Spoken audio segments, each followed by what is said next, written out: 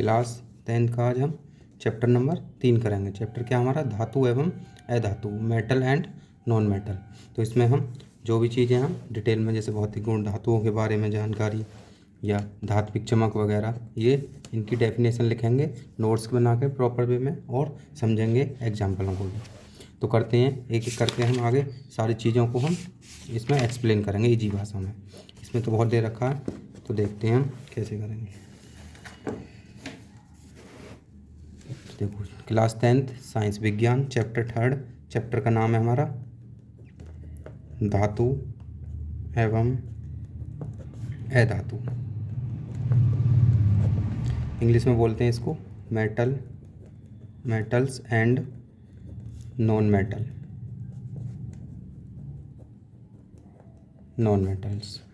And non metals.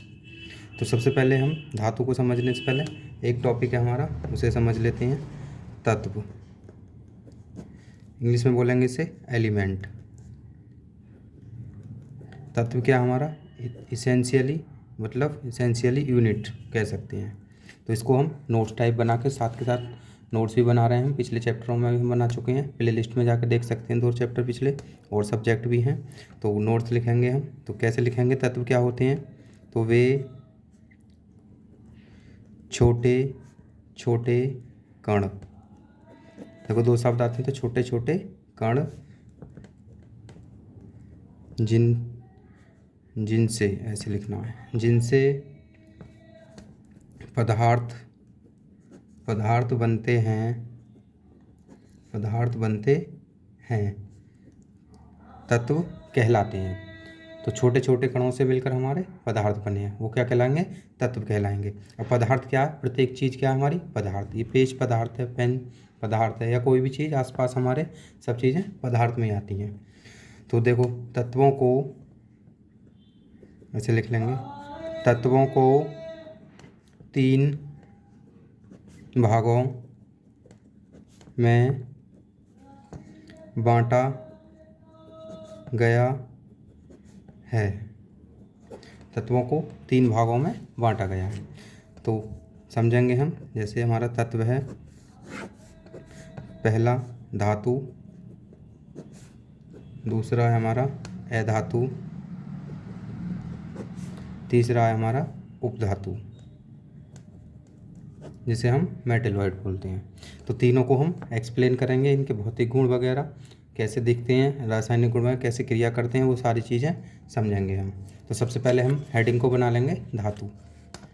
Heading बनाएंगे हम धातु।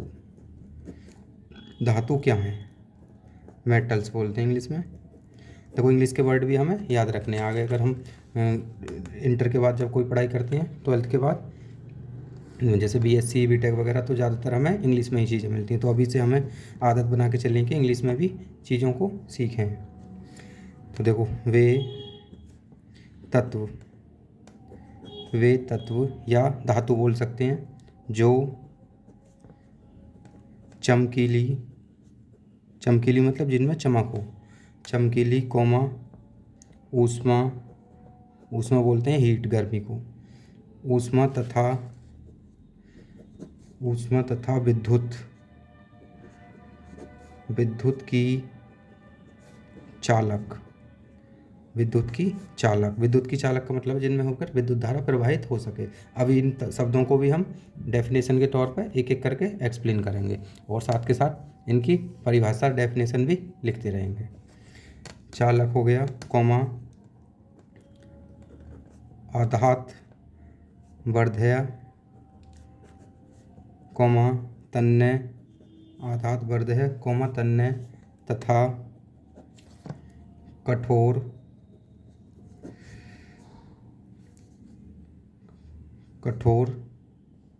देखो, इसमें कठोर ये गुण पाए जाएंगे जो धातु होती है हमारी। चमकीली होंगी, ऊष्मा की चालक होंगी, विद्युत धारा की चालक होंगी, आधात वर्धनीय होंगी, तन्य होंगी। इनको भी हम एक्सप्लेन करेंगे शब्दों को अलग अलग। कठोर होंगी, लेकिन इसमें एक अपवाद है, मरकरी को छोड़कर। तो ऐसे लिख देंगे, कमरे के ताप पर तो सभी धातुएं क्या है हमारी, ठोस हैं, कठोर हैं, लेकिन मरकरी, ऐसे लिखेंगे Hg, जिसे बोलते हैं हम पारद भी बोल देते हैं, या मरकरी बोलते हैं, कमरे के ताप पर द्रव है।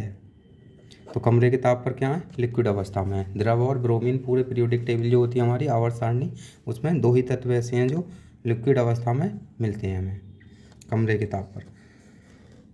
ठीक है, आदि ये लिख देंगे, कठोर आदि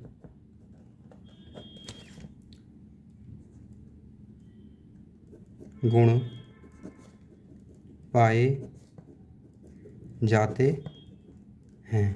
तो ये गुण इनमें पाए जाएंगे हम।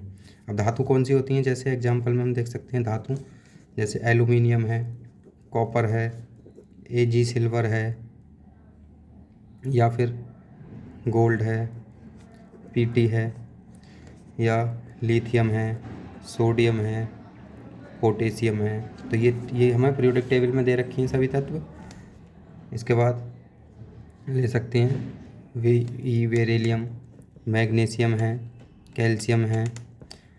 अब देखो इनको भी, जैसे ये है हमारी, ये क्या, लिथियम, सोडियम, पोटेशियम, इनकी वैलेंसी होती है हमारी +1।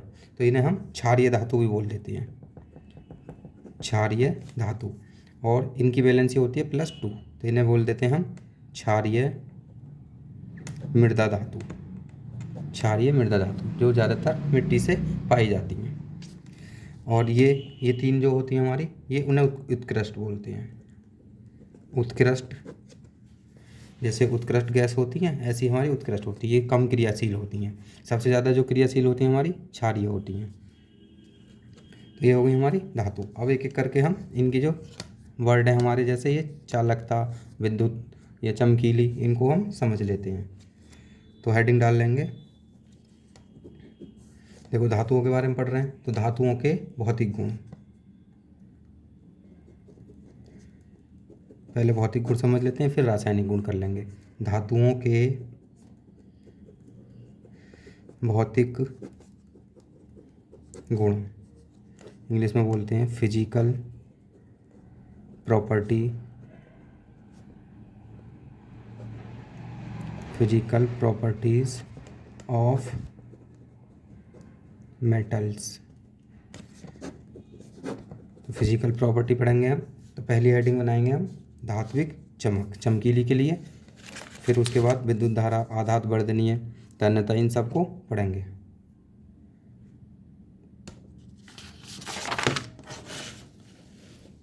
तो देखो पहली भौतिक में पहली हेडिंग है हमारी धात्विक चमक। इंग्लिश में बोलते हैं इसे मेटल या मेटेलिक लस्टर, मेटेलिक लस्टर। तो इस देखो धात्विक चमक क्या होती है, लिख लेते हैं हम, लिख कर ही समझेंगे। देखो वे धातु या तत्व जो अपने शुद्ध रूप में चमकदार, शुद्ध रूप में चमकदार होते या होती हैं, उन्हें हम धात्विक चमक कहते हैं। शुद्ध पदार्थ जो अपने शुद्ध रूप में चमकते हैं। जैसे कौन कौन से हैं हमारे, जैसे कॉपर है, चमकीला होता है। एयू सोना चमकीला होता है, जिससे हम आभूषण बनाते हैं। एजी सिल्वर, जिसे हम चांदी बोल देते हैं। एल्यूमिनियम है, ईटीसी। तो और भी एग्जांपल ले सकते हैं हम इस टाइप से। तो ये हमारे हो गए धात्विक चमक वाले तत्व। अब इसके बाद हमारी सेकंड हेडिंग है ऊष्मा या विद्युत चालकता। अब देखो इसमें कुछ अपवाद भी होते हैं हमारे, जरूरी नहीं कि सभी धातुएं चमकें। तो एक नोट करके लिख लेंगे, या ऐसे लिख लो अपवाद, अपवाद, एक्सेप्शन। एक्सेप्शन भी होते हैं, जैसे हमारा आयोडीन और ग्रेफाइड है, चमकते हैं हमारे, लेकिन क्या हैं, ये अधातु हैं। तो इनको कैसे लिखेंगे, आयोडीन तथा ग्रेफाइट ग्रेफाइट। कार्बन का पर रूप है ये। ग्रेफाइट भी चमकीली होती हैं, चमकीले होते हैं, होती हैं, परंतु ये अधातु हैं। तो अधातु भी हमारी चमक सकती हैं। तो हम एक आधार पर हम नहीं बता सकते कि ये धातु है या अधातु है। बहुत सारे आधार होते हैं, लेकिन ज़्यादातर जो हमारे भौतिक फिजिकल प्रॉपर्टीज हैं उनसे ज़्यादा केमिकल प्रॉपर्टीज़ के पर हम विश्वास कर सकते हैं। उससे हमें क्लियर पता चल जाता है। तो सेकंड हेडिंग डालेंगे इसमें, विद्युत एवं ऊष्मीय चालकता। विद्युत एवं ऊष्मीय चालकता या सुचालकता।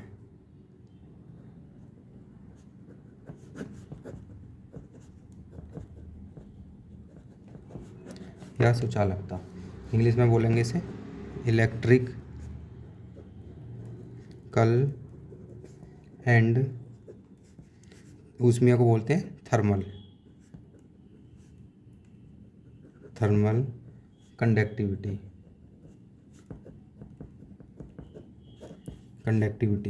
यह हेडिंग हो जाएगी। तो इसको देखो डेफिनेशन में कैसे लिखेंगे।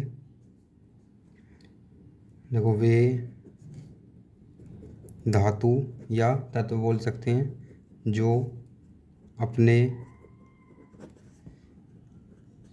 अंदर से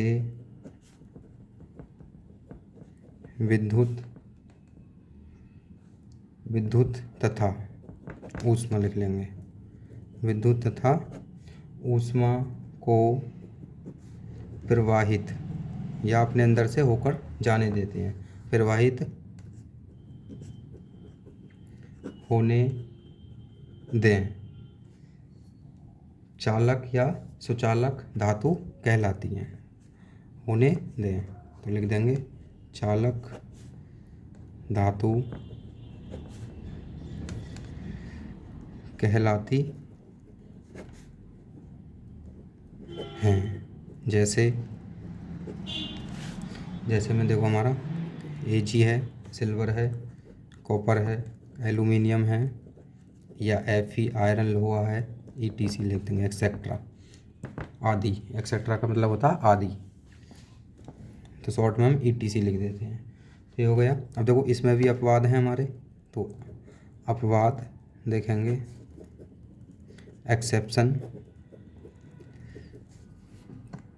एक्सेप्शन क्या होंगे, जो टंगस्टन है हमारा W और PV मतलब लेड और W होता है हमारा टंगस्टन।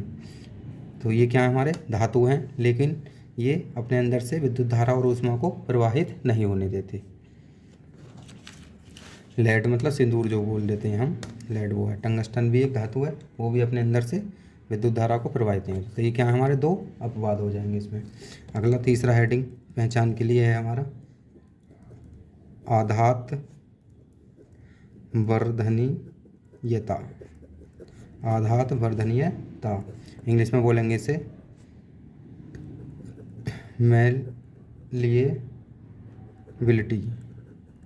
मैलिएबिलिटी। तो इसमें लिखेंगे डेफिनेशन में कैसे पहचान होगी। तो इसमें लिखेंगे ऐसी धातु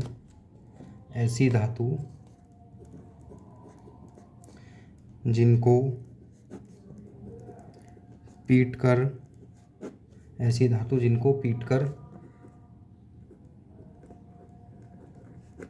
पतली चादर में बनाया जा सकता है।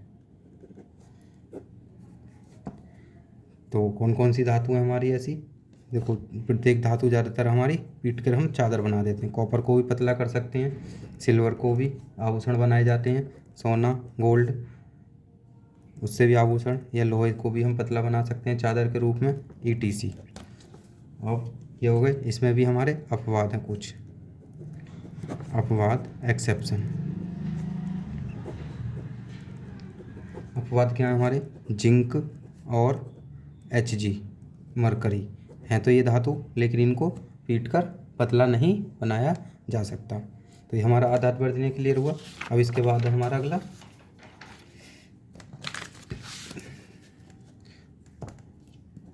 फोर्थ पर तन्यता पहचान के लिए कि हमारी ये धातुएं नहीं हैं। तन्यता को बोलते हैं हम डक्टिलिटी। तो इसमें लिखेंगे, इसकी डेफिनेशन क्या होगी तन्यता की, वे धातु जो खींचने पर पतले तार के रूप में बदल जाती हैं,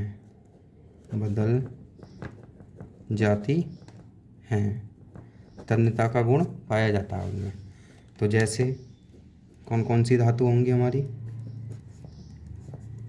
सोना है, चांदी है, Fe और Wb हमारा टंगस्टन।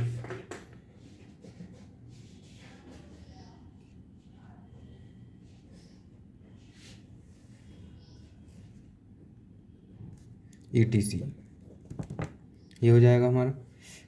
अब इसमें देखो कैसे पहचानेंगे तार। अब इसमें हम एक नॉलेज के लिए लिख सकते हैं, 1 ग्राम लगभग सोना लें, 1 ग्राम सोना AU, तो हम 1 ग्राम सोने से लगभग 2 किलोमीटर लंबा तार खींच सकते हैं। तो इतना पतला तार उसका खिंच जाता है सोने का, तो इसलिए हमारी ये तन्यता धातु कहलाएंगे। तो कितना, 2 किलोमीटर तार बना सकते हैं 1 ग्राम सोने से। अब इसमें भी देखो अपवाद हैं कुछ, अपवाद एक्सेप्शन जिनको खींचा नहीं जा सकता। एक्सेप्शन में क्या आएंगे, जिंक और मरकरी होंगे, या फिर गैलियम भी होता है जिसको हम खींच नहीं सकते। अब अगला पहचान के लिए कठोरता, हेडिंग है कठोरता, हार्डनेस।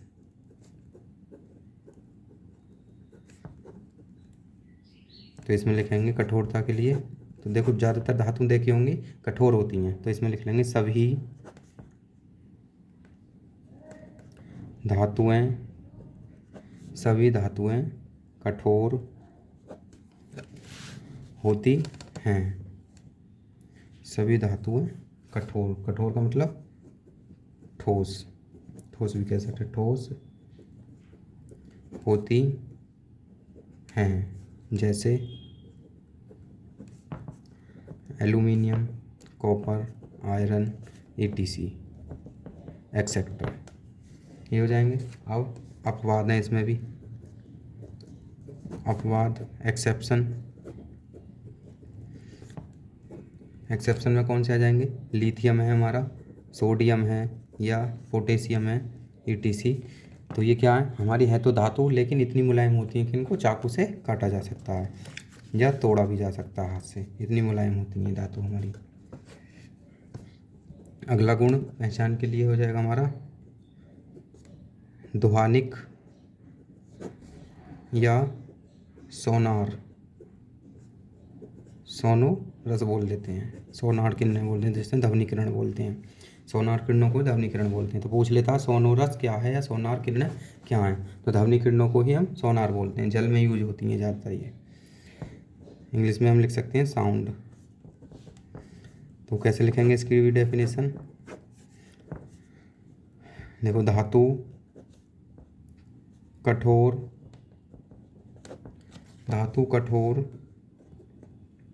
सतह से टकराने पर ध्वनि उत्पन्न करती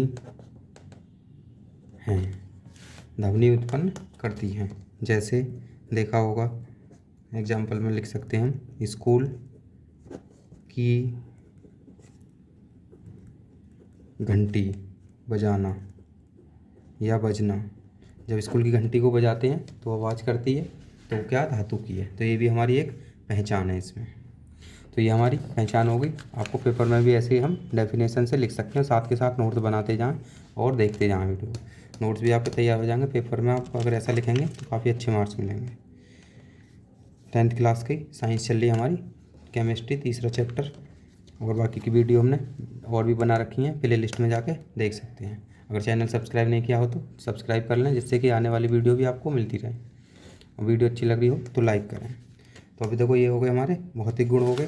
अब इसके बाद आते हैं हमारे रासायनिक गुण। किसी भी चीज़ के दो प्रकार के गुण होते हैं, भौतिक गुण और रासायनिक गुण। भौतिक गुण में तो जो अभी हमने बताया पीछे वो आते हैं। अब रासायनिक गुण देख लेते हैं उसमें क्या क्या आता है। तो हेडिंग डाल लेंगे, धातुओं के रासायनिक गुण। तो इंग्लिश में बोलेंगे इसे केमिकल प्रॉपर्टीज ऑफ मेटल्स। तो देखो ज़्यादातर मैं अब इंग्लिश में लिखूंगा और हिंदी में बोलता रहूँगा। तो आप हिंदी में लिखना चाहें तो मैं बोलूँगा, लिखते रहना, क्योंकि इंग्लिश में जल्दी हो जाता है, हेडिंग भी हमारी जल्दी हो जाती है और आगे के लिए हमें इंग्लिश ही लाभदायक होने वाली है। 12th के बाद अगर हम आगे कोई कोर्स करते हैं तो उसमें इंग्लिश का रोल बहुत ज़्यादा होता है।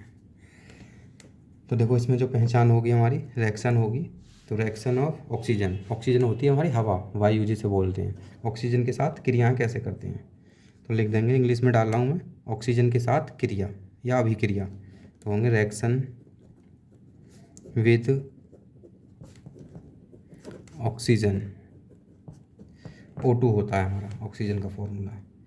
तो इसमें थोड़ा लिख लेंगे। अब देखो जो चीज़ रिएक्शन में होती है वही चीज़ हम इसमें डेफिनेशन में लिखते हैं। तो सबसे आसान होते हैं डेफिनेशन बनाना, अगर हमें रिएक्शन पता है तो लिखेंगे इसमें लगभग सभी धातु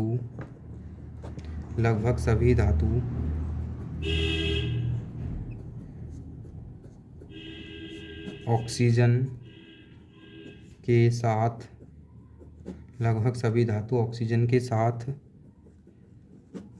धातु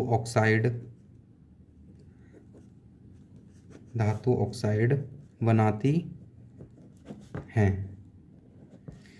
और धातु ऑक्साइड जो होते हैं उनकी प्रकृति, तो ऐसे लिख लेंगे, इनकी प्रकृति क्षारकीय होती है। क्रिया करने के बाद धातु ऑक्साइड बनेंगे और उनकी जो प्रकृति होगी, नेचर होगा, कैसा होगा, क्षारीय होगा। बेस बोलते हैं इसे, बेसिकली बेसिसिटी। तो हो जाएगा क्षारीय होती है। तो जैसे हम देख सकते हैं, अब देखो धातु और ऑक्सीजन को प्लस करें तो क्या बनेंगे, हमारे धातु ऑक्साइड बनेंगे। तो उसको हम फॉर्मूले के तौर पर लिखेंगे। तो डायरेक्ट एग्जांपल ले लेते हैं। जैसे हमने पहले चैप्टर में मैग्नीशियम और ऑक्सीजन को जलाया था, उससे हमें क्या बना था, मैग्नीशियम ऑक्साइड बना था। फिर हमें उसे बैलेंस करना होता था इक्वेशन को, लेफ्ट साइड और राइट साइड में। तो देखो इधर कितने ओ हैं, 2 हैं, इधर कितना 1, तो 2 की मल्टीप्लाई हो जाएगी, और इधर 2 mg हो गए और इधर 2 की मल्टीप्लाई। तो लेफ्ट हैंड साइड और राइट हैंड साइड बराबर होगी। पहले चैप्टर में हमने संतुलित करना सिखा रखा है समीकरण को, इसे। तो ये हो गया। या फिर ऐसे ले सकते हैं, 4 अणु में M4 मेटल प्लस ऑक्सीजन के साथ क्रिया करेंगे तो क्या बनेगा, 2M2। M की जगह पर हम कोई भी धातु ले सकते हैं, जैसे हमारा लिथियम है, सोडियम है या पोटेशियम है, इस टाइप की कोई धातु ले लेंगे M की जगह। तो ये हो जाएगा हमारा ऑक्सीजन के साथ क्रिया। तो अगली क्रिया हम सेकंड पर देखेंगे। अब देखो इसमें ऑक्सीजन के साथ क्रिया होगी, इसमें एक नोट करके लिख लेंगे पहचान के लिए। देखो जो, ऐसे लिखेंगे, जो धातु ऑक्साइड अम्ल व क्षारक, अम्ल और क्षार हम सेकंड चैप्टर में पढ़ा चुके हैं। अम्ल व क्षारक से क्रिया क्रिया करके लवण प्लस जल, लवण और जल बनाते हैं उन्हें उभयधर्मी पूछ लेता है उभयधर्मी क्या है। उभयधर्मी प्रकृति के होते हैं, उभयधर्मी बनाते हैं, ऐसे लिख लेंगे, बनाते हैं। उभयधर्मी क्या होते हैं हमारे, जो अम्ल और क्षार के दोनों के गुण रखते हैं। तो उभयधर्मी को बोलते हैं हम इंग्लिश में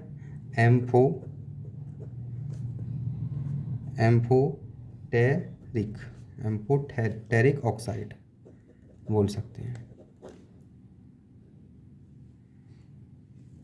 कौन से होंगे इसमें, जैसे जैसे हमने 4 अणु में Al सिल्वर ले ली, एल्यूमिनियम ले लिया, प्लस ऑक्सीजन के 3 अणु ले लिए, तो क्या बन जाएगा हमारा 2Al2O3। तो एल्यूमिनियम का ऑक्साइड है, ये कैसा हमारा उभयधर्मी है। या फिर देखो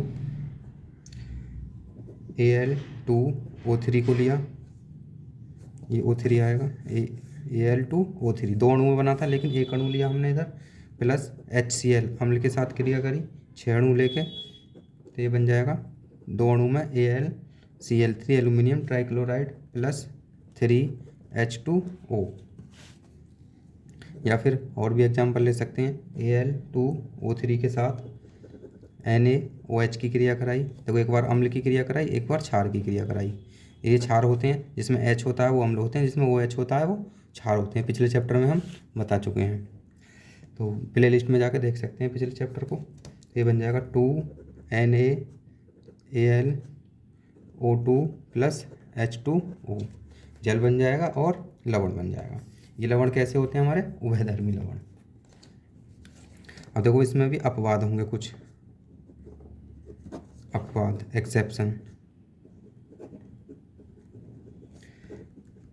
एक्सेप्शन में क्या लिखेंगे, देखो सिल्वर एवं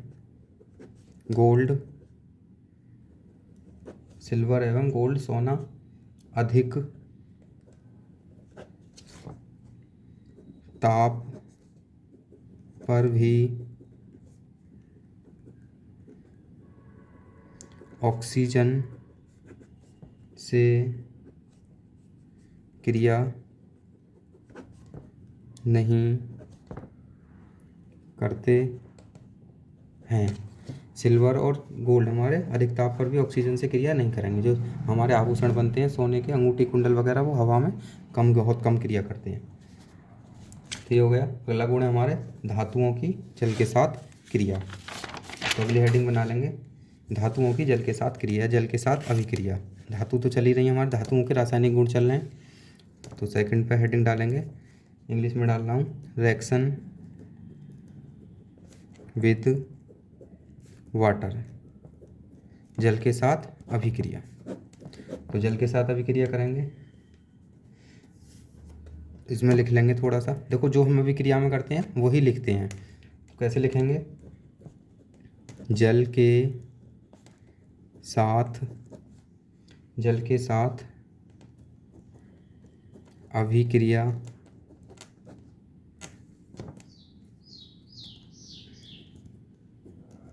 जल के साथ अभिक्रिया करके धातुएं हाइड्रोजन गैस तथा धातु ऑक्साइड, हाइड्रोजन गैस तथा धातु ऑक्साइड बनाती हैं।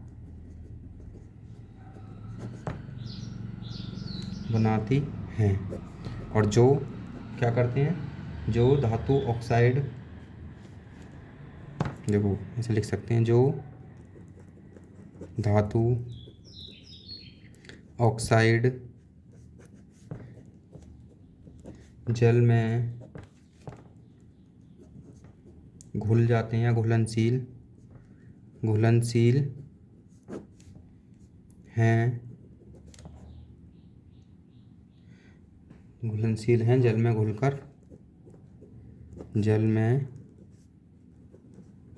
घुलकर धातु हाइड्रोक्साइड बनाते हैं। धातु हाइड्रोक्साइड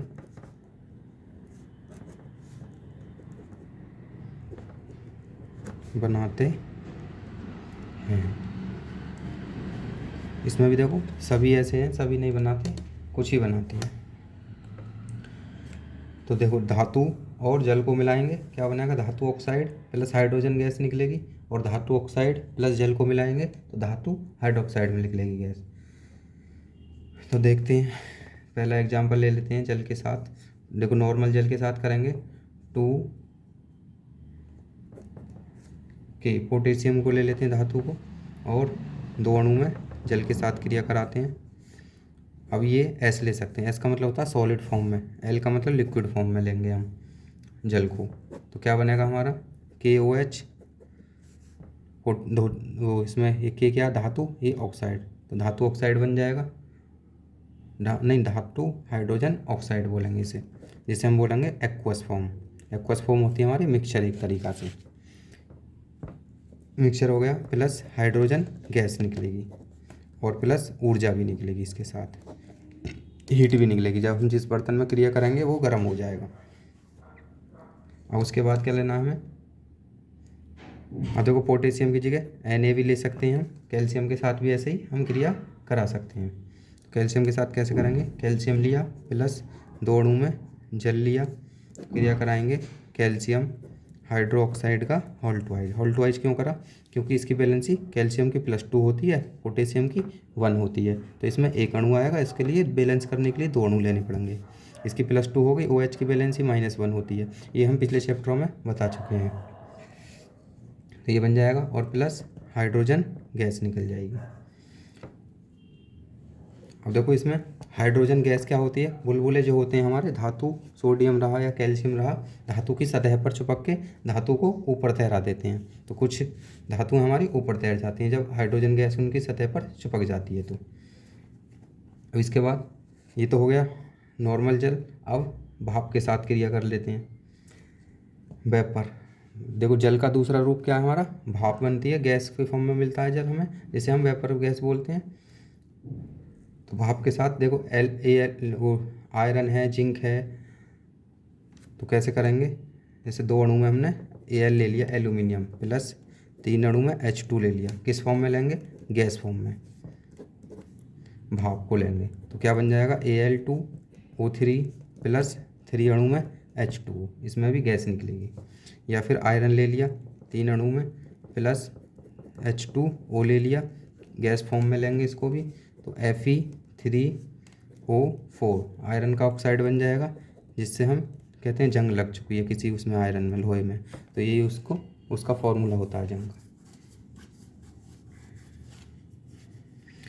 अब देखो कुछ अपवाद भी हैं इसमें, जैसे हमारा Au है या Ag है या कॉपर है या Pb है, तो ये क्या करते हैं, जल के साथ कोई क्रिया नहीं करते, तो जल के साथ इनकी क्रिया नहीं होती। इसके बाद तीसरी हेडिंग डाल लेंगे, तीसरा गुण, धातुओं की हाइड्रोजन के साथ अभिक्रिया, रिएक्शन ऑफ हाइड्रोजन,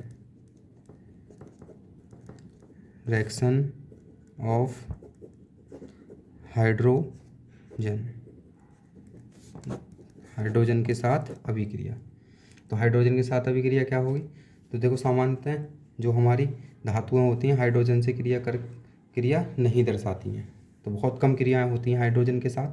तो कैसे होंगी, और क्रिया होंगी भी तो क्या बनेगा, हाइड्राइड बनेंगे हमारे धातुओं के हाइड्राइड।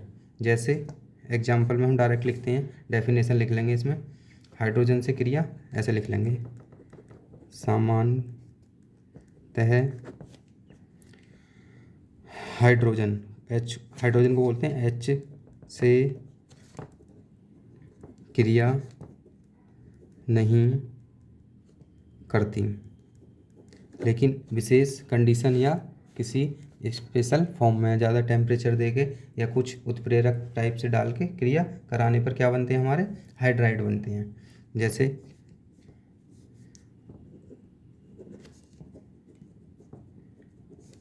2 अणु में Na सॉलिड फॉर्म में ले लिया प्लस हाइड्रोजन गैस फॉर्म में ले लिया तो क्या बन जाएगा हमारा 2NaH सोडियम हाइड्राइड बन जाएगा, इसका सोडियम का हाइड्राइड बन जाएगा। तो ये क्रिया हो जाएगी। अब इसके बाद अगली है हमारी 4th में अम्लों के साथ अभिक्रिया। रिएक्शन विद, देखो पेपर में भी आपको ऐसे ही रासायनिक गुण, भौतिक गुण, एक पूरा क्वेश्चन अगर धातुओं के बारे में पूछे लॉन्ग क्वेश्चन तो ऐसे ही करके आना है, इसमें पूरे नंबर मिलेंगे। और इसको हम अगर अलग अलग भी पूछे तो अलग अलग भी हम आपको डेफिनेशन लिखवाने साथ के साथ लिखते रहें कॉपी में। तो अम्लों के साथ रिएक्शन विद एसिड, अम्ल को बोलते हैं एसिड। अब इसमें क्या लेंगे हम, ज़्यादातर तनु अम्लों के साथ क्रिया करेंगे। 2 टाइप के अम्ल होते हैं हमारे, कंसनट्रेट जिन्हें बोलते हैं सांद्र, जो हमारे एकदम ज़्यादा रिएक्टिव होते हैं, प्योर हो कह सकते हैं, जला देते हैं इसलिए उनसे क्रिया कम करते हैं। बड़ी क्लासों में हम यूज करेंगे उनका ज़्यादातर। और तनु होते हैं हमारे जिनमें पानी की मात्रा अधिक होती है, वो हमें कम नुकसान पहुंचाते हैं। तो ज़्यादातर हम तनु अम्लों को ही लेंगे प्रयोग करने में, लैब वगैरह में जब स्कूल में कराते हैं तो धातुओं के साथ देखते हैं क्रिया। तो देखो Na लिया हमने 2 अणु में धातु, इसके साथ हमने HCl की क्रिया करी तो HCl की क्रिया इसके साथ नहीं होगी। कुछ स्पेशली कंडीशन है इसमें भी जिसके साथ ये क्रिया होंगी, नहीं धातु के साथ तो हो जाएगी, सॉरी, इसके लिए हो जाएगा हमारा HCl। देखो ये हमने लवण बना चुके थे पहले चैप्टर में किसका, तो यहाँ से H और Cl टूटेगा तो NaCl बन जाएगा। यहाँ से इसके भी 2 अणु ले लेंगे तो 2 अणु में NaCl प्लस 2H बचेंगे तो क्या बन जाएगा हाइड्रोजन गैस। अब कुछ धातु हमारी ऐसी हैं जो HCl के साथ क्रिया नहीं करती, जैसे कॉपर है, Ag है या Au है, ये क्या हमारी HCl के साथ क्रिया नहीं करती, इनकी क्रिया नहीं होगी। लेकिन HCl के साथ क्रिया ये कब करेंगे हमारी, ये उत्कृष्ट होती हैं हमारी धातु जो बहुत कम क्रिया करती हैं। एक HCl और HNO3 को मिला के अम्लराज बनाते हैं, पीछे हम बता चुके हैं अम्लराज में, आज उसकी रिएक्शन भी करेंगे। मिला के अम्लराज बता, जिसमें सोने और चांदी के साफ़ किया जाता है, सुनार वगैरह जो होते हैं उसको साफ़ करते हैं। लेकिन इसमें क्या होता है, थोड़ा सोने और चांदी की मात्रा क्वांटिटी कम हो जाती है, उसमें घुल जाती है और चमकीले हो जाते हैं वो, लेकिन ऐसे करने से हमें नुकसान होता है।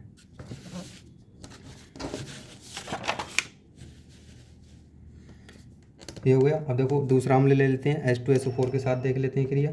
जैसे हमारा सोडियम की ही कराएं, H2SO4 सल्फ्यूरिक अम्ल बोलते हैं इसे, तो क्या बन जाएगा Na2SO4 सोडियम सल्फेट बन जाएगा और हाइड्रोजन गैस निकल जाएगी। अब इसमें भी जो हमारे कॉपर है, देखो ये जो करा था हमने, इसमें भी H2SO4 क्रिया नहीं करेगा इनके साथ, ना ही HCl करेगा। अब अगली हेडिंग डाल लेंगे, धातुओं की लवण विलयनों के साथ अभिक्रिया। तो reaction with salt solution, salt solution, लवण विलयनों के साथ अभिक्रिया। तो लवण विलयन कौन से होते हैं हमारे, जैसे कॉपर के थे, जिंक के थे, इस टाइप से। जैसे कॉपर सल्फेट ले लिया, कॉपर सल्फेट में हमने जिंक की क्रिया करा है तो क्या बन जाएगा जिंक सल्फेट बन जाएगा प्लस कॉपर अलग निकल जाएगा। अब देखो कॉपर कम क्रियाशील होता है जिंक से, जिंक ज़्यादा क्रिया करता है तो इसको ये हटा देगा और इसकी जगह ये ले लेगा, इसे बोलते हैं प्रतिस्थापन, डिस्प्लेसमेंट रिएक्शन, जो हम पहले चैप्टर में शायद क्लियर कर दिए हैं, पहले दूसरे चैप्टर में प्ले लिस्ट में जाकर देख सकते हैं। तो ये हो जाएगा, कॉपर को अलग कर देगा। या फिर Fe है हमारा, आयरन सल्फेट है प्लस जिंक की क्रिया कराई उस पर, तो क्या बन जाएगा जिंक सल्फेट बन जाएगा और Fe आयरन अलग निकल जाएगा। अब इसके आधार पर भी हम, अब ये हो गया हमारे रासायनिक गुण। और रासायनिक गुण ये देखो, डिस्प्लेसमेंट, जिंक कब इसको डिस्प्लेस करता है, इसके आधार पर हमारी एक सीरीज होती है जिसे हम बोलते हैं अभिक्रियाशीलता श्रेणी, रिएक्टिविटी सीरीज। तो हेडिंग डाल लेंगे। या फिर अगला गुण, धातुओं की, तो कोई टॉपिक अलग से भी कर सकते हैं, इसके साथ भी कर सकते हैं। धातुओं की अभिक्रियाशीलता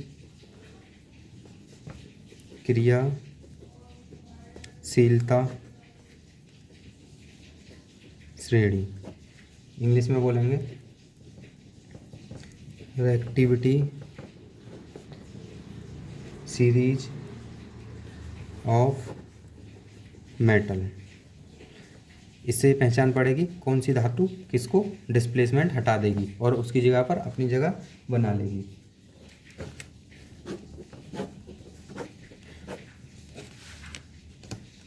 देखो राइटिंग थोड़ी गलत गंदी आ रही है, तो आप साफ साफ लिखेंगे। थोड़ा चैप्टर जल्दी करना है, बड़ा चैप्टर है, इसलिए थोड़ा जल्दी जल्दी करना पड़ रहा है।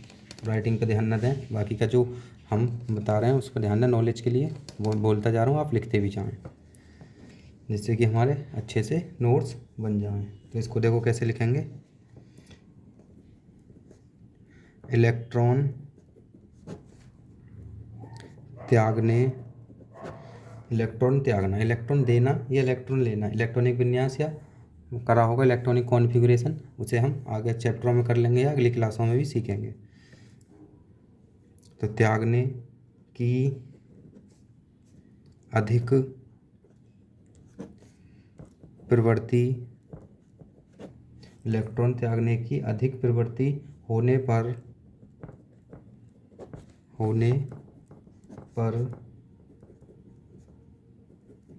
धातुओं की क्रियाशीलता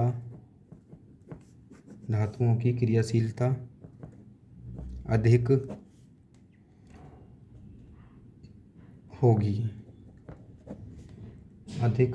होगी। इस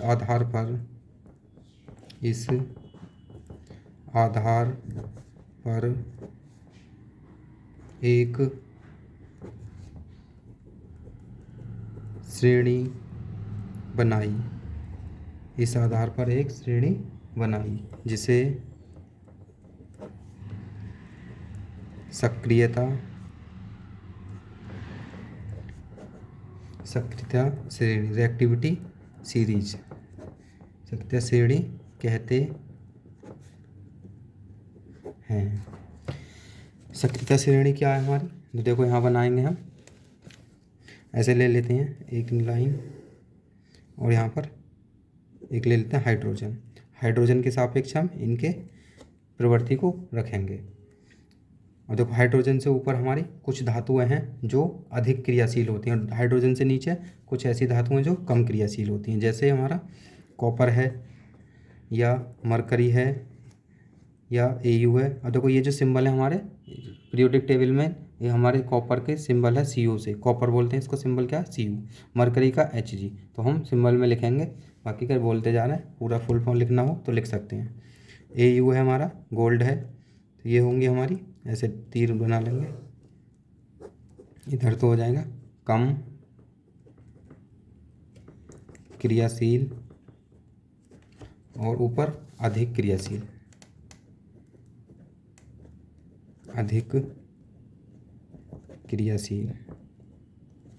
कम क्रियाशील और अधिक क्रियाशील।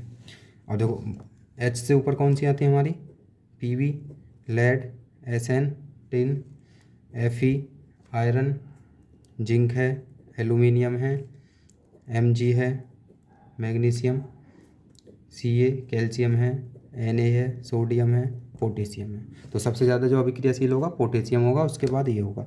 अब जैसे हमारा जिंक है, जिंक आयरन से ज़्यादा अभिक्रियाशील होता है, तो अभी पीछे वाली रिएक्शन में यहाँ पर जिंक ने आयरन को हटा दिया, डिस्प्लेसमेंट कर दिया इसका, और उसकी जगह पर खुद चला गया।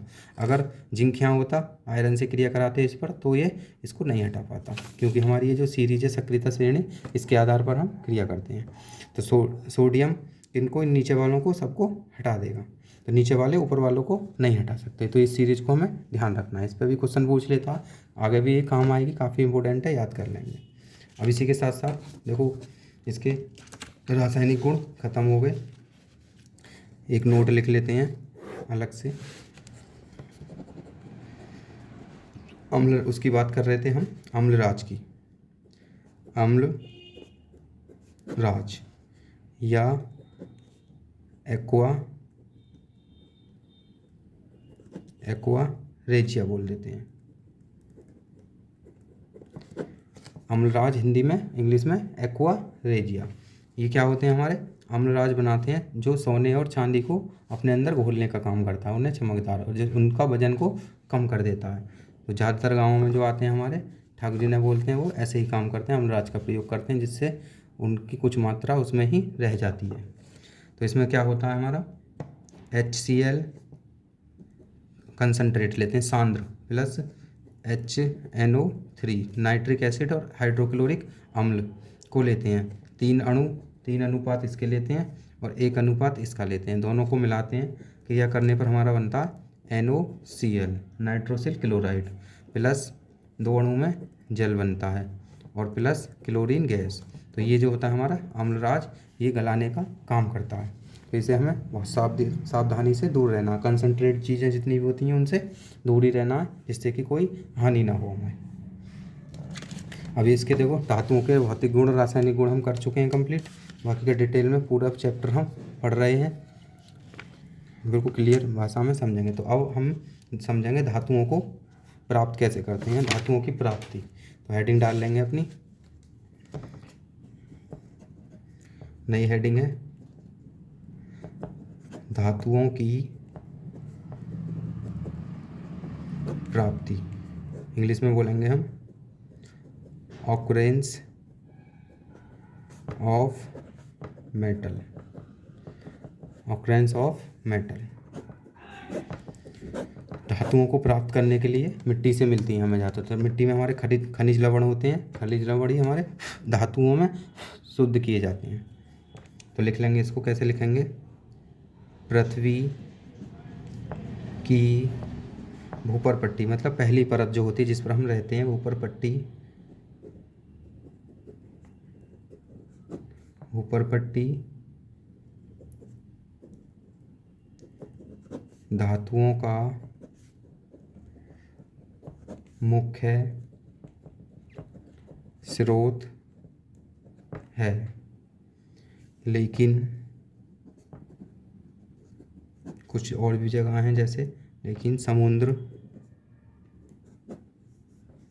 जैसे लिख लेंगे समुद्री जल में भी, जैसे सोडियम क्लोराइड है हमारा या फिर मैग्नीशियम क्लोराइड है। देखो सोडियम की वैलेंसी 1 होती है इसलिए एक Cl आया, मैग्नीशियम की वैलेंसी 2 होती है +2, तो इसलिए Cl2 आया। इसकी नेगेटिव 1 होती है, इसकी +2 होती है। तो वैलेंस करने के लिए इसको हम पूरा लिख सकते हैं। ये हो गया, वैलेंसी निकालना पीछे चैप्टरों में बता चुके हैं और आगे भी बताएंगे, एक्सप्लेन कर देंगे। तो इसे बोल देंगे मैग्नीशियम क्लोराइड ETC आदि से प्राप्त की जाती हैं, आदि से प्राप्त की जाती हैं। नोट, अब देखो एक नोट लिखेंगे खनिजों के बारे में, हेडिंग डाल लेंगे खनिज। खनिज क्या होते हैं? देखो पृथ्वी की भूपर पट्टी धातुओं के मुख्य स्रोत हैं, लेकिन समुद्री जल में भी इनके जो सोडियम क्लोराइड या मैग्नीशियम क्लोराइड ETC से प्राप्त की जा सकती हैं। तो खनिज को बोलते हैं हम मिनरल्स।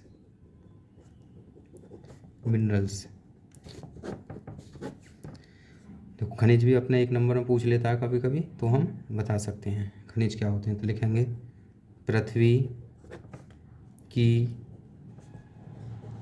भूपर पट्टी में प्राकृतिक रूप से पाए जाने वाले तत्वों या यौगिकों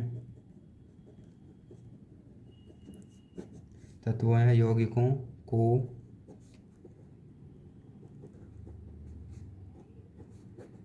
खनिज कहते हैं। अब देखो यहाँ तत्व आया, तत्व का मतलब है एक ही प्रकार के अणुओं से बना हुआ पदार्थ कह सकते हैं, तत्व होता है हमारा। और जो यौगिक होते हैं हमारे, वो दो या दो से अधिक अणुओं के छोटे छोटे मतलब अणुओं से मिलकर बने होते हैं, उसमें डिफरेंट अणु होते हैं, तो उन्हें हम यौगिक बोलते हैं, जिसे हम कंपाउंड फार्मूला बोलते हैं। जैसे हमारा सोडियम है, तो सोडियम क्या है? तत्व। और NaCl क्या हमारा? यौगिक है एक तरीका का। खनिज कहते हैं, अब जैसे एग्जाम्पल में डाल सकते हैं CuFeS2, ये क्या है? हमारा यौगिक है, जिसे बोलते हैं हम कॉपर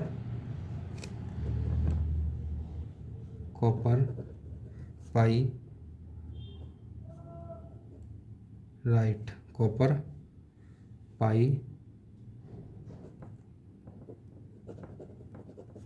पाइराइट। तो ये क्या है? हमारा खनिज लवण है। अब इसको हम क्या करते हैं? शुद्ध करते हैं। शुद्ध करने की प्रोसेस को, या फिर ऐसे बोल सकते हैं, जिनमें धातु मिली होती है उन्हें अयस्क भी बोल देते हैं। तो अयस्क को लिख लेंगे, पूछ लेता है अयस्क क्या है, तो अगली हेडिंग बनाएंगे हम। खनिज हो गया, अब अयस्क इम्पोर्टेंट है हमारा अयस्क, जिसे बोलते हैं ओर्स। देखो वे खनिज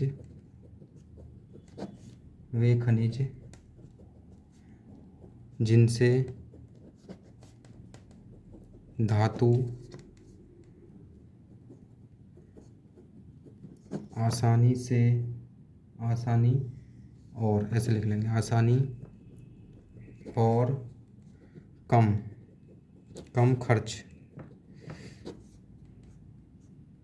खर्च में प्राप्त होती हैं।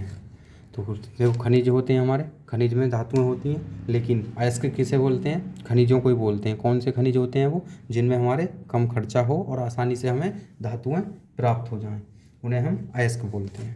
अब अयस्क के कुछ एग्जाम्पल हैं, जैसे पूछ लेता है, इम्पोर्टेंट है। जैसे पहला अयस्क है हमारा बॉक्साइड, या ऐसे पूछ लेता है बॉक्साइड कौन सी धातु का अयस्क है? तो कौन सी धातु का है? Al आ रहा है इसमें, एल्यूमिनियम का है, O3 × 2H2O, ये हमारा बॉक्साइड का फॉर्मूला है। या फिर कोरेंडम, कुछ एग्जाम्पल लिखवा रहे हैं जिनको ज़्यादातर पूछता है, उन्हीं एग्जाम्पल को हम 8-10 लिख लेंगे, बाकी के बुक वगैरह में दे रखे होंगे, आप कर सकते हैं। वैसे यहीं से मिल जाएगा आपको, Al2O3 इसका फॉर्मूला होगा। अब क्यूप्राइट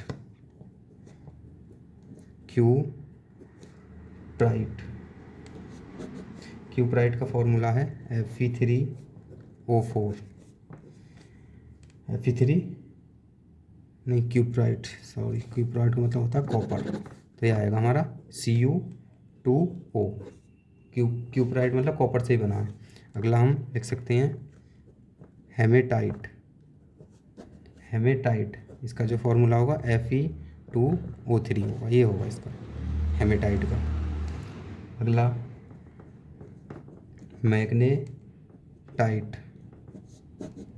मैग्नेटाइट, इसका फॉर्मूला है हमारा Fe3O4।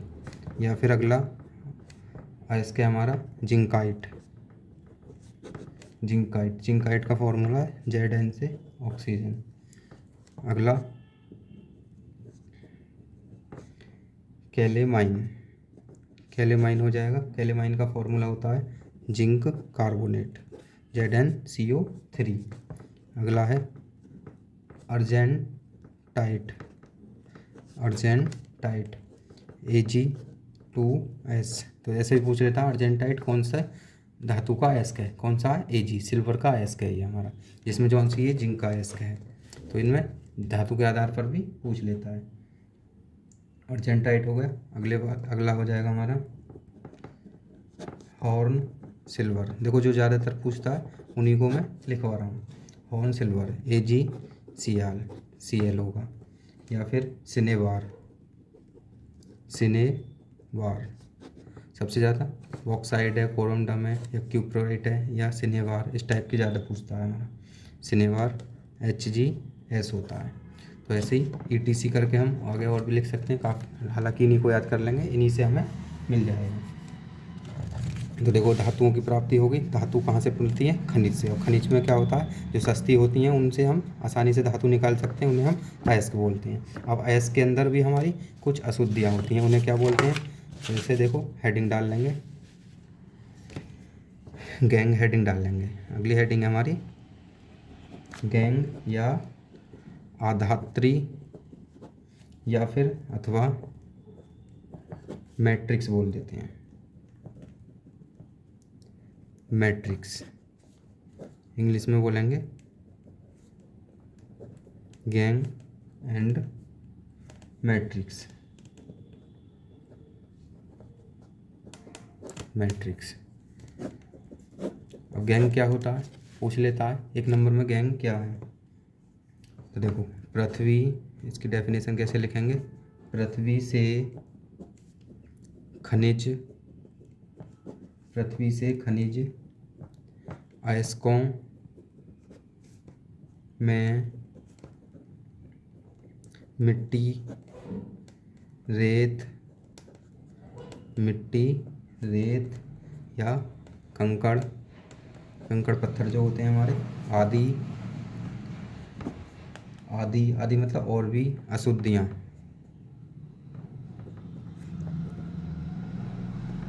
आदि अशुद्धियाँ होती हैं, उन्हें हम क्या बोलते हैं? गैंग बोलते हैं। अब इनका प्रयोग प्राप्ति कैसे करते हैं? अब एक बार में लिख लेते हैं हम।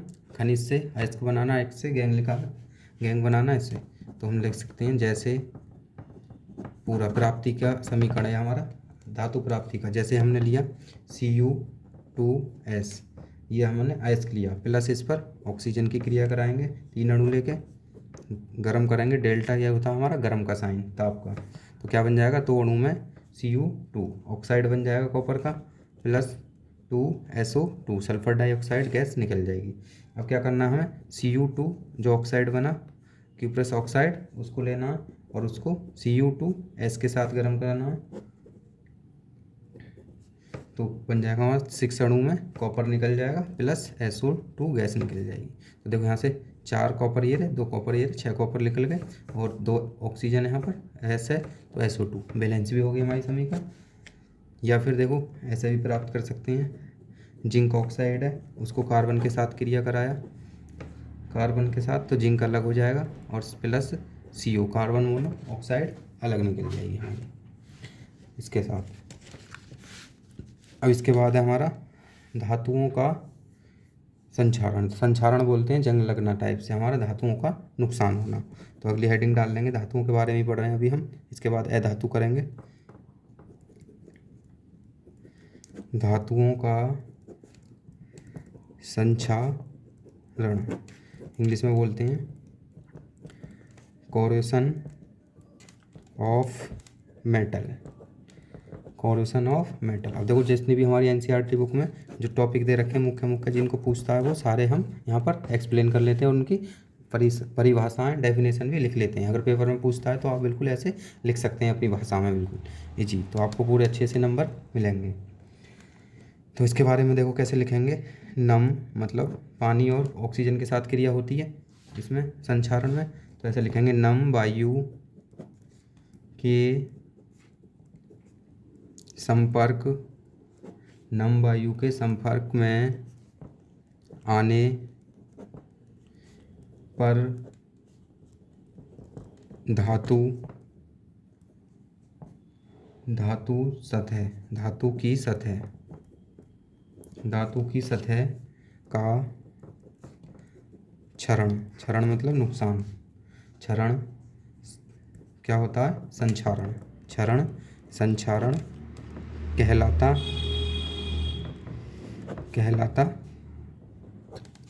है। यह एक ऑक्सीकारक प्रक्रम है। तो ये क्या है? हमारी ऑक्सीकरण अभिक्रिया है जिसमें ऑक्सीजन किसी के साथ ऐड होती है। तो ऑक्सीकरण और अपचयन क्रिया हम पहले चैप्टर में करा चुके हैं, पिछले चैप्टर में प्लेलिस्ट में देख सकते हैं। तो ऑक्सीकरण अभिक्रिया है जिसमें कोई दूसरा यौगिक किसी धातु को ऑक्सीजन देता है तो उसे हम बोलते हैं ऑक्सीकरण अभिक्रिया। अगर हाइड्रोजन देता है तो अपचयन अभिक्रिया, और जो देता है हमें ऑक्सीजन उसे बोलते हैं हम ऑक्सीकारक। अब देखो ये हो गया। अब जैसे हमें लिख लेंगे लोहे पर जंग लगना। लोहे पर जंग लगना क्या है? ये ऑक्सीकरण अभिक्रिया है। या ऐसे लिख लेंगे चांदी का बदरंग, बदरंग का मतलब काली पड़ जाना, काली होना, काली होना। तथा देखो और भी ऐसी क्रिया हमारी, तथा जैसे तांबे या कांसा, तांबा या कांसा तांबे की तरह होता है, पर हरी परत का बनाना आदि। देखो कांसे के बारे में आप अपने घर में बड़ों से पूछ सकते हैं, जानकारी ले सकते कांसा क्या होता है। तो ये आपके ऊपर है क्वेश्चन, इसका आंसर खुद पता लगाएंगे। बनाना आदि, आदि ये कैसी क्रिया हमारी? संक्षारण क्रिया जो धातु को नुकसान पहुंचाती है। अब इसकी एक हेडिंग डाल सकते हैं, संक्षारण को कैसे रोका जा सकता है। तो लिख लेंगे हेडिंग में संक्षारण की रोकथाम, जिससे कि धातु ऑक्साइड ना बने और धातु हमारी सही रहे, धातु का नुकसान ना हो। तो इसके जो रोकने के वो हैं, तो इसको लिख लेंगे हम, इंग्लिश में बोलेंगे प्री या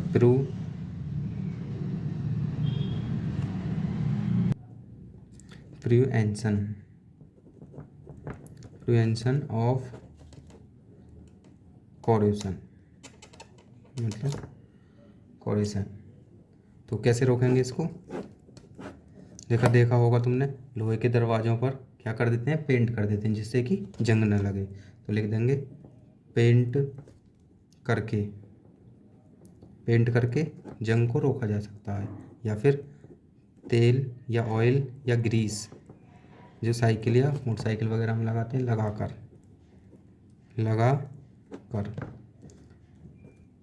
यसद लेपन करके।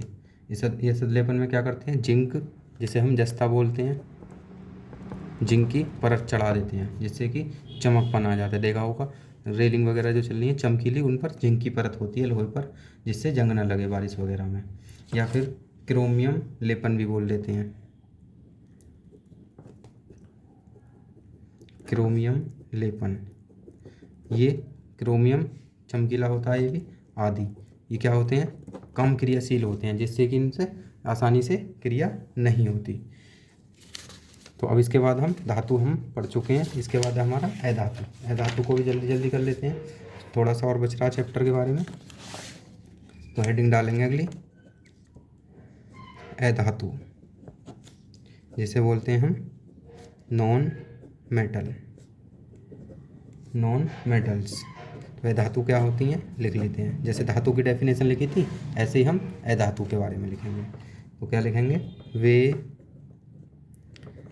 तत्व जो चमक ऊष्मा तथा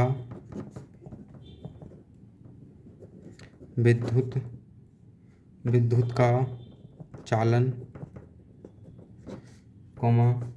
आधात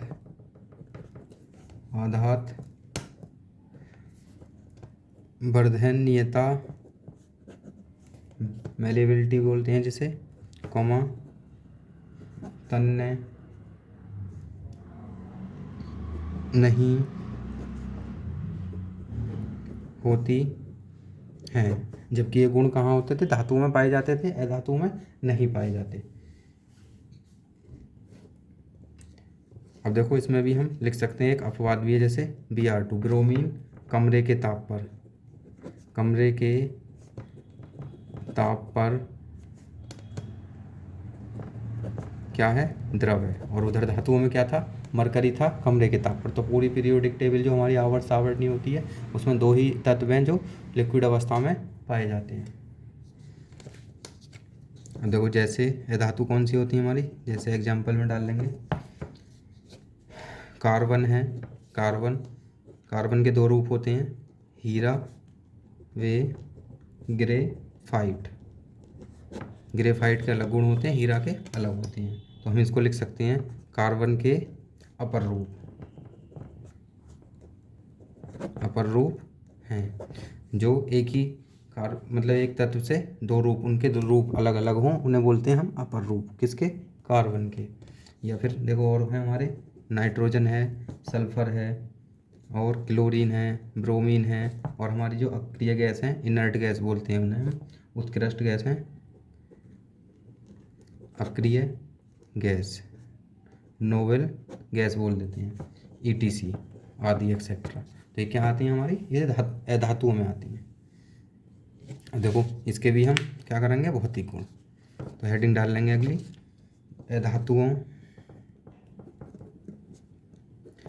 धातुओं के भौतिक गुण। तो इंग्लिश में लिखेंगे फिजिकल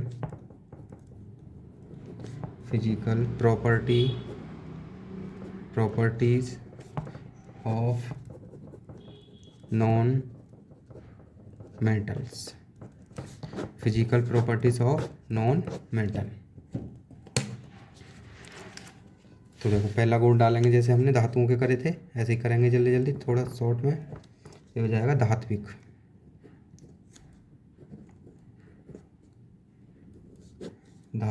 चमक। इंग्लिश में बोलते हैं हम मेटेलिक लस्टर।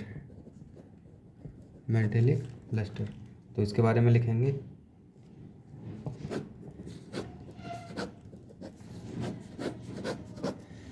देखो पेपर में अगर पूछे अधातुओं के भौतिक गुण, तो ये सारे पॉइंट लिखने हैं जो हम अब लिख रहे हैं। तो लिखेंगे अधातुओं में कोई चमक नहीं होती है, कोई चमक नहीं होती है। इनकी सतह मलिन, इनकी सतह कैसी होती है, मलिन होती है। मलिन का मतलब होता है गंदी, या फिर इंग्लिश में डल बोल देते हैं, डल होती है, जैसे सल्फर और फास्फोरस है हमारी, अधातु है हमारी। अब देखो इसमें भी अपवाद है हमारे, अपवाद, एक्सेप्शन। अब देखो कुछ अधातु हमारी ऐसी भी हैं जो चमकीली होती हैं, जैसे हमारा आयोडीन है या ग्रेफाइट है। कार्बन चमकीला होता है हमारा, ग्रेफाइट कार्बन का पर रूप है। तो ये क्या हमारी अपवाद आ जाएंगे। सेकंड हेडिंग डाल लेंगे इसकी, विद्युत एवं ऊष्मीय चालकता। विद्युत एवं ऊष्मीय चालकता, इंग्लिश में बोलेंगे इसे इलेक्ट्रिकल एंड थर्मल। देखो कुछ गलती हो सकती है लिखने में, तो वीडियो को हम कंटिन्यू बना रहे हैं बिना एडिटिंग वगैरह के अपलोड डाल देंगे, तो उसके लिए अगर कोई गलती हो जाए तो सॉरी, उसको हम ठीक कर सकते हैं। Electrical and thermal non conductivity, non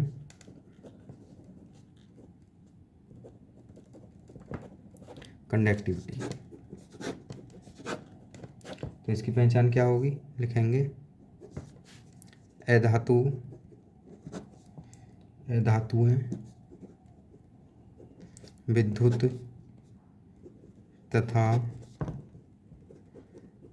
ऊष्मा का चालन नहीं करती हैं, क्योंकि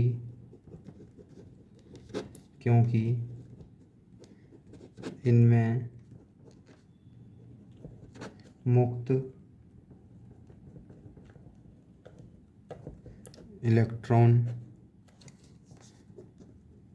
नहीं पाए जाते हैं। तो इसमें भी एग्जाम्पल में जैसे में लिख देंगे सल्फर और फास्फोरस, तो ऊष्मा का चालन नहीं करती हैं। जैसे हमारा लकड़ी है, लकड़ी क्या है, धातु, इसको हम पकड़ के बिजली इसके काम भी कर लेते हैं या फिर गर्म भी कर लेते हैं, तो हमारा हाथ नहीं जलता। तो ऊष्मा एक जगह से दूसरी जगह नहीं जाती, लेकिन धातुओं में ऊष्मा और विद्युत धारा चली जाती है। जैसे लोहे की छड़ को हम गर्म करते हैं तो दूसरा सिरा भी उसका गर्म हो जाता है या फिर बिजली पास हो जाती है उसमें। तो धातुओं में हमारा ये गुण पाया जाता है, धातुओं में नहीं पाया जाता। अब इसके भी कुछ अपवाद हैं हमारे, तो हेडिंग डालेंगे अपवाद, एक्सेप्शन। एक्सेप्शन में आ जाएगा हमारा कार्बन का अपर रूप जो होता है हमारा ग्रेफाइट। ग्रेफाइट जो देखा होगा, हमारी कच्ची पेंसिल होती है उसकी नोक ग्रेफाइट की बनी होती है, सेलों के अंदर एक रॉड निकलती है वो भी ग्रेफाइट की होती है। वो भी धातु इलेक्ट्रोड बना, जो रॉड होती है हमारी वो धातु इलेक्ट्रोड का काम करती हैं। जो ग्रेफाइट से बनती है हमारी धातु इलेक्ट्रोड की रोड बनती है जिसमें विद्युत धारा प्रवाहित हो जाती है। तो क्या है हमारी ये अपवाद है। तो अगला पॉइंट इसका डाल लेंगे भंगुरता। भंगुरता बोलते हैं हम टूटना या फिर एघात, ऐसे बोल देंगे आघात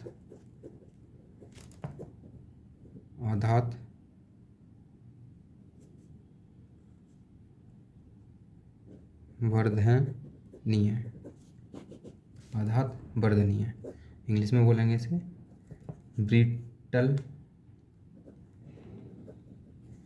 ब्रिटलनेस या फिर नॉन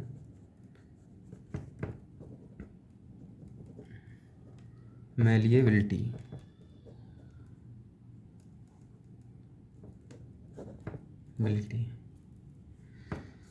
तो इसको भी समझ लेते हैं लिखकर।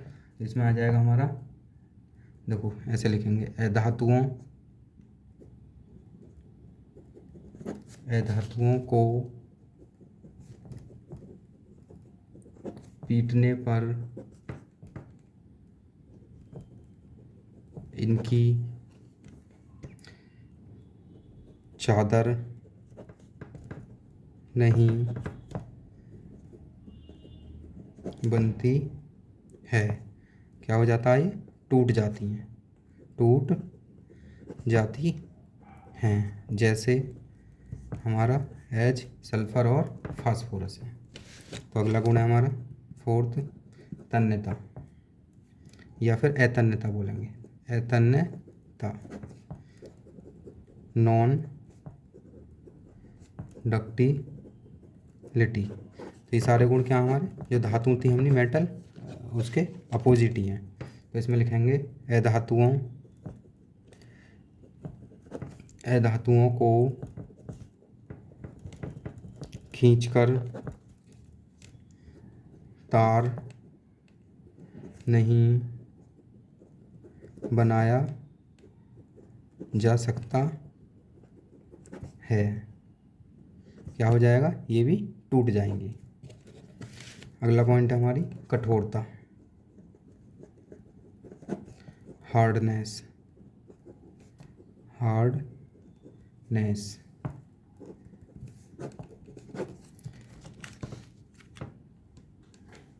अब देखो अधातु क्या होती है हमारी, लिख देंगे अधातु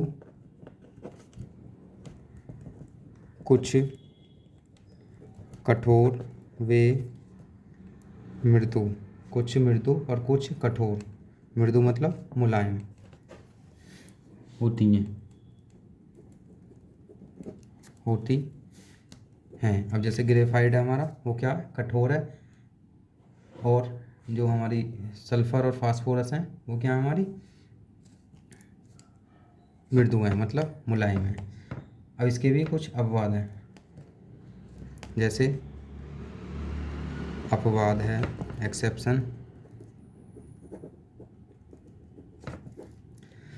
तो कार्बन का अपर रूप क्या होता है हमारा, ऐसे लिखेंगे, कार्बन का अपर रूप हीरा, हीरा होता है, और एक ग्रेफाइट होता है। हीरा सबसे या सर्वाधिक कठोर, सबसे कठोर होता है, सबसे कठोर होता है। अगला गुण डालेंगे हम ध्वनि गुण इसका, है धातुओं का ध्वनि गुण, साउंड बोलेंगे जैसे। तो इसमें लिखेंगे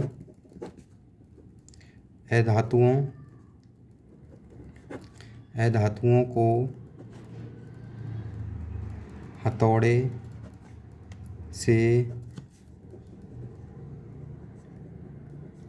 से पीटने पर कोई आवाज़ या ध्वनि, कोई आवाज़ या ध्वनि, कोई ध्वनि नहीं होती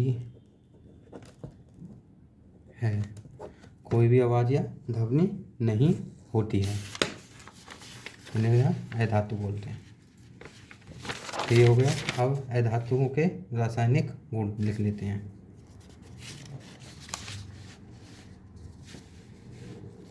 तो अगली हेडिंग है हमारी अधातुओं के रासायनिक गुण, chemical properties of non metal, chemical properties of non metals. भौतिक गुण पढ़ लिए हमने धातुओं के, अब ऐसे ही हम रासायनिक गुण करेंगे जैसे धातुओं के कर रहे थे।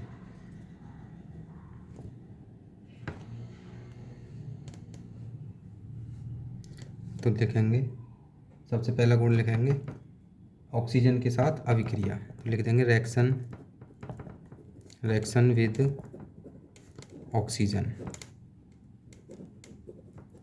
पहली हेडिंग हो गई। तो इसमें देखो जो लिखते हैं वही लिखेंगे। तो इसमें लिखेंगे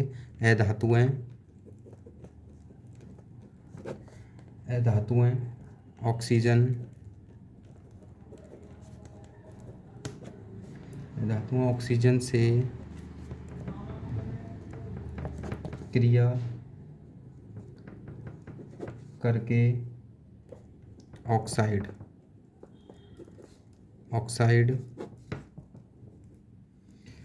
बनाती हैं, जैसे धातु ऑक्साइड बनाते हैं ऐसे ये भी धातु ऑक्साइड बनाती हैं। तो इन ऑक्साइडों की तरह से लिखेंगे, इन ऑक्साइडों की प्रकृति, मतलब जो नेचर होता है, प्रकृति कैसी होती है, अम्लीय या उदासीन, और उनकी कैसी होती थी, क्षारीय होती थी धातुओं के ऑक्साइड की। तो लिखे देंगे इसमें अम्लीय या उदासीन, अम्लीय या उदासीन होती है। जैसे कार्बन को ऑक्सीजन के साथ कराया क्रिया तो क्या हो रहा, कार्बन डाइऑक्साइड बन जाएगा, और जब कार्बन डाइऑक्साइड पर क्रिया कराएंगे जल की तो क्या बन जाएगा हमारा H2O3। ये क्या है हमारा लवण, जिसे बोलते हैं कार्बोनिल अम्ल बोलते हैं इसे। अब अगला करेंगे दूसरा, जल के साथ अभिक्रिया। तो रिएक्शन विद वाटर, तो देखो जल के साथ क्या होगा, अधातु होती है हमारी, अधातु प्लस जल। देखो जो इसमें होता है वही हमें इसकी परिभाषा में लिखना होता है, डेफिनेशन भी हम इससे लिख सकते हैं। तो क्या हो जाएगा, जल के साथ कोई क्रिया नहीं करती है, अधातु जल के साथ कोई क्रिया नहीं करती हैं। अब हाइड्रोजन के साथ करती हैं, हाइड्रोजन के साथ अभिक्रिया। तो रिएक्शन ऑफ हाइड्रोजन हाइड्रोजन के साथ क्रिया, जैसे हमारी ये धातु ले ली हमने नाइट्रोजन प्लस 3 अणु में हाइड्रोजन गैस ले ली, तो क्या बन जाएगा 2 अणु में NH3 अमोनिया गैस बन जाएगी। या फिर कार्बन को ले लिया 2H2O, क्या बन जाएगा मैथेन OH CH4 बन जाएगा। तो अगली रिएक्शन हम करेंगे अम्लों के साथ अभिक्रिया, reaction with acid, reaction with acid. देखो पेपर में भी ऐसी हेडिंग बना ली है, अगर हिंदी की जगह इंग्लिश में भी बना सकते हैं हेडिंग तो और अच्छी बात है, अच्छे से नंबर देगा। या फिर ऐसे लिख देंगे अम्लों के साथ अभिक्रिया, अम्ल को एसिड बोलते हैं। तो इंग्लिश में भी लिख सकते हैं हम, हिंदी में भी लिख सकते हैं। तो इंग्लिश में ही आगे क्लासों में ज़्यादातर मिलेगा, तो अभी से आदत बना लें। तो एसिड के साथ क्या होता है हमारा, क्रिया नहीं होती, तो इसमें लिख देंगे अधातु और अम्ल सामान्य अवस्था में क्रिया नहीं करते, कुछ स्पेशल कंडीशन होती हैं जिनमें करते हैं। तो हमारे रासायनिक गुण इतने ही काफ़ी हैं, 4 रासायनिक गुण हो गए, बाकी भौतिक गुण समझ लिया। अधातु भी हमारा खत्म हो गया, सिर्फ धातु ही हमारा थोड़ा बड़ा टॉपिक है और उसमें ज़्यादा चीज़ें भी हैं, तो उसको हमें अच्छे से समझना है स्टार्टिंग में। अब इसके बाद डाल लेंगे हम कुछ संबंध डाल लेंगे इनके बारे में। तो धातु एवं अधातुओं के बीच संबंध कैसे लिखेंगे, हेडिंग डाल लेंगे अपनी, धातु एवं अधातुओं के बीच बंद बोल लो, मतलब कैसे जोड़ते हैं, इंग्लिश में बोलेंगे इसे bond between metal and non metal, metal and non metal, तो इनके बीच बंध। तो लिखेंगे इसमें कैसे लिखेंगे, वे बंध जो असमान तत्वों, जैसे सोडियम और क्लोरीन का बताया था हमने, असमान तत्वों के मध्य इलेक्ट्रॉनों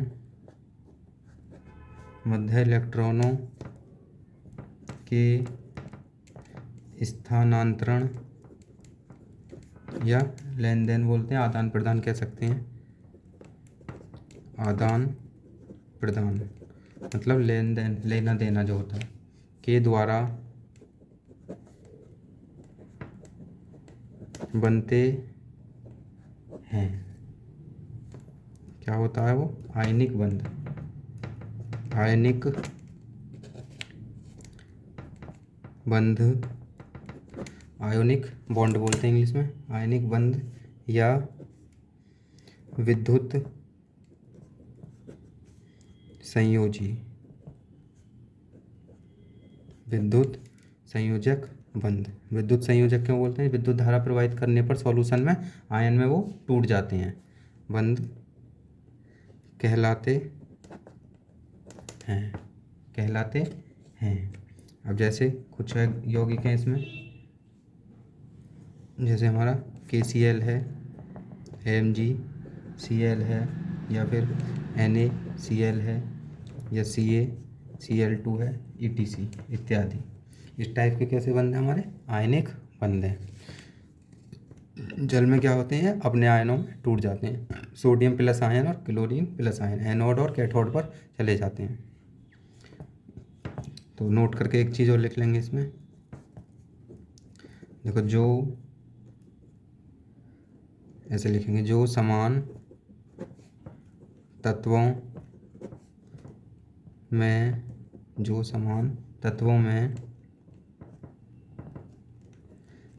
इलेक्ट्रॉन के आदान प्रदान से बनते हैं, उन्हें बोलते हैं हम सहसंयोजक, कोवेलेंट बॉन्ड, सहसंयोजक बंध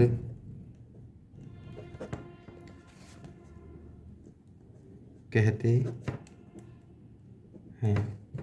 तो इसमें कैसे होंगे, जैसे क्लोरीन के साथ मिलकर Cl2 बना देते हैं। तो एक एक इलेक्ट्रॉन ये आपस में लेन देन करते हैं और क्लोरीन गैस का स्टक पूरा कर लेते हैं, जिससे हमारा क्लोरीन गैस बन जाती है। ये हो गया। अब इसके बाद है हमारा लास्ट टॉपिक, धातु हो गया, अधातु हो गया, अब है उपधातु। छोटा सा ही टॉपिक है, जल्दी करेंगे। उपधातु क्या होते हैं, जो धातु और अधातु के दोनों के गुण रखते हैं, इन्हें बोलते हैं हम मेटेलॉइड्स। तो लिखेंगे ऐसे, देखो, ऐसे तत्व जो धातु व अधातु दोनों के गुण रखते हैं। जो धातु अधातु के दोनों के गुण रखते हैं उन्हें हम उपधातु बोलते हैं। जैसे एग्जाम्पल में कौन से हमारे Sb एंटीमनी या As आर्सेनिक। अब इसके बाद अगला हमारा एक टॉपिक है मिश्र धातु।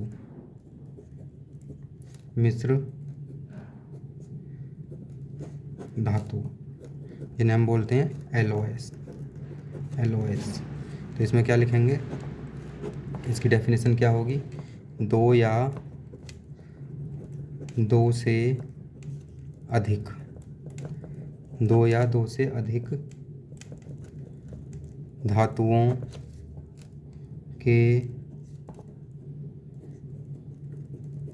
धातुओं के मिश्रण को मिश्र धातु कहते हैं। दो या दो से अधिक धातुओं के मिश्रण को मिश्र धातु कहते हैं, दो चीज़ों से मिलकर बनी हो।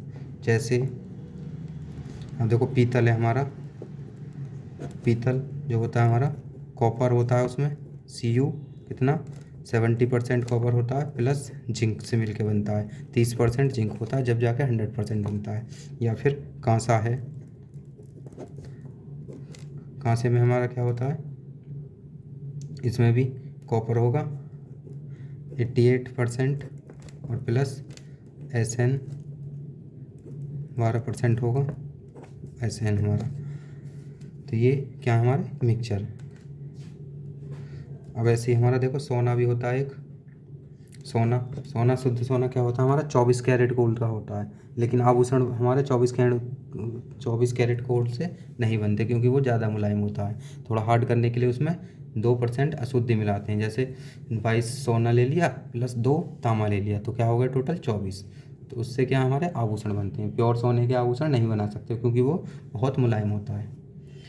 अब इसके बाद इसमें एक टॉपिक और है, लास्ट है हमारा अमलगम। वीडियो अच्छी लगी हो तो लाइक करना, बाकी की और वीडियो प्लेलिस्ट में जाकर देख सकते हैं। चैनल को सब्सक्राइब कर लेना आने वाले टाइम में, जिससे कि वीडियो मिलती रहे।